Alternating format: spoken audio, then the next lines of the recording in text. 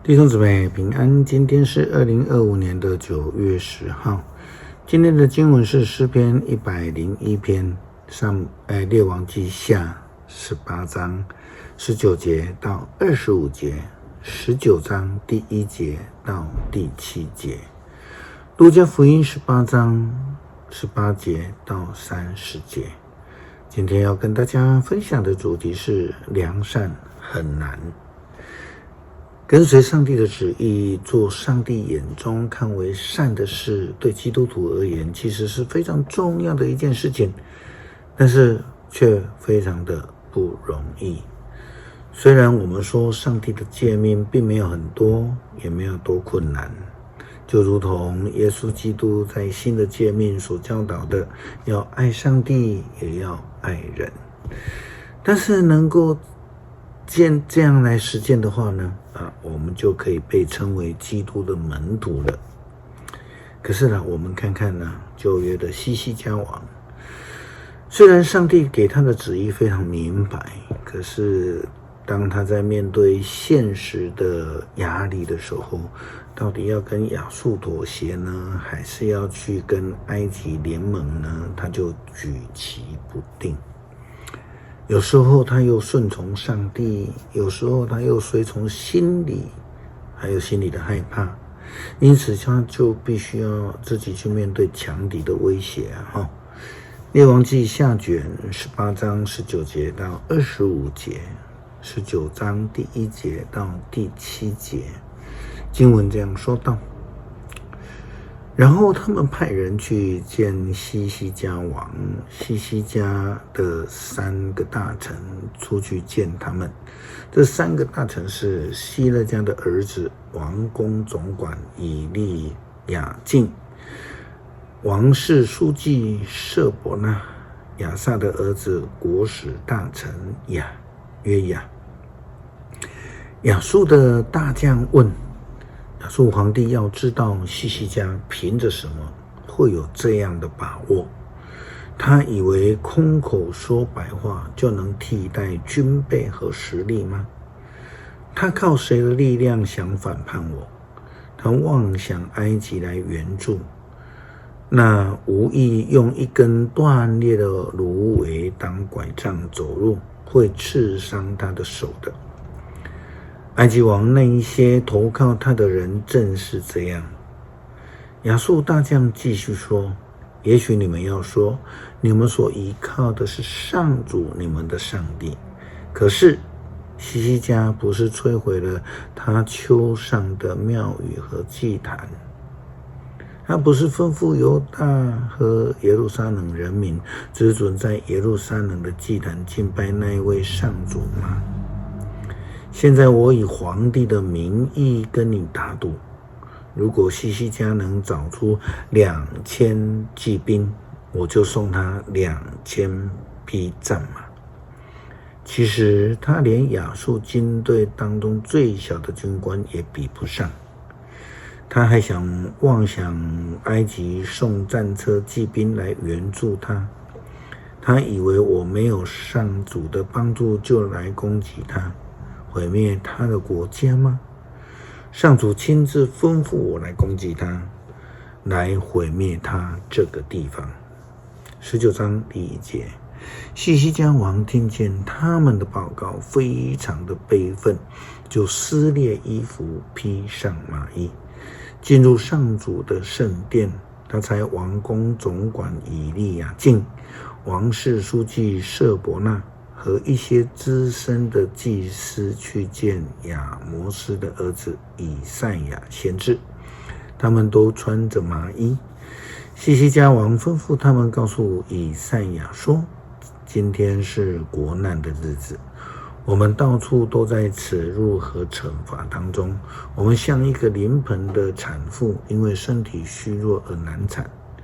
亚述皇帝差他的大将来侮辱永生的上帝，愿上主你的上帝听见了这些亵渎的话，惩罚说这些话的人。所以请你为我们这些残存之民求告上主你的上帝。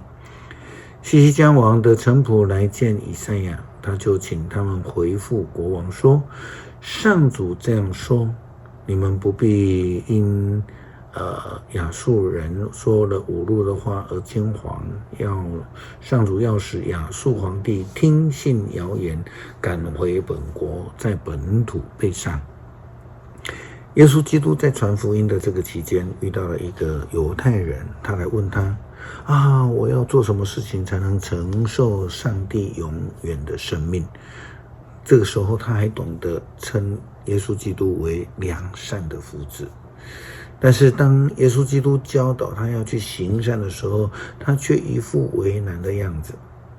路加福音18章18节到30节经文这样记载，有一个犹太人的领袖来请教耶稣说，良善的老师，我该做什么才能够得到永恒的生命？耶稣问他，你为什么称我为良善的呢？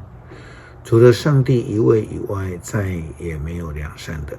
你一定晓得诫命所规定的，不可奸淫，不可杀人，不可偷窃，不可作假见证，要孝敬父母。那个人回答，这一切的诫命我从小就遵守了。耶稣听见这话，再对他说，你还缺一件，就是去卖掉你所有的产业，把钱捐给穷人，你就会有财富积存在天上，然后来跟随我。那个人一听这个话就垂头丧气，因为他非常富有。耶稣看着他就说，有钱人要成为上帝国的子民多难有钱人要成为上帝国的子民，比骆驼穿过针眼还要难。听到这话的人就问，这样说，有谁能够得救呢？耶稣说，人所不能的，上帝都能。这时候彼得说，你看，我们已经撇下我们的家来跟随你了。耶稣说，是的，我实在的告诉你们，凡是为上帝的国而撇下自己的房屋、妻子、兄弟、父母或儿女的，一定要在今世得到更多，并且在来世享受永恒的生命。耶稣基督说，只要去周济穷人就可以了，更进一步说，为善即可。但是对他而言，对这个人而言是非常困难的，因为他已经面带难色的离开了，只是因为他想要蒙福得永生，却不愿意行善。对他来说，这个财产比上帝重要，行善比得永生还要更难。诗篇101篇，圣经的经文这样说道，我要歌颂你的慈爱和公义，上主啊，我要颂扬你，我要学走完全诚实的路，你几时到我这里来呢？我要在宫中过纯洁的生活，我绝不容许邪恶。我厌恶背离上帝者的行为，我绝不让他们玷污我。我要远离歪曲的道路，我绝不沾染邪恶的事。我要消灭暗中毁谤朋友的人，我不容忍骄傲自大的人。我要顾念对上帝忠信的人，让他们住在我的宫中。完全诚实的人得以服侍我，诡诈的人不能住在我的宫中。伪善之辈不许站在我的面前。我每天早晨要消灭国中的坏人，我要从上主之城赶出所有邪恶的人。恳求慈爱的主帮助我们，愿意跟随你的旨意，学习你的良善，成为你爱人的工具，忠心的主仆。祷告奉主耶稣基督圣名求，阿们。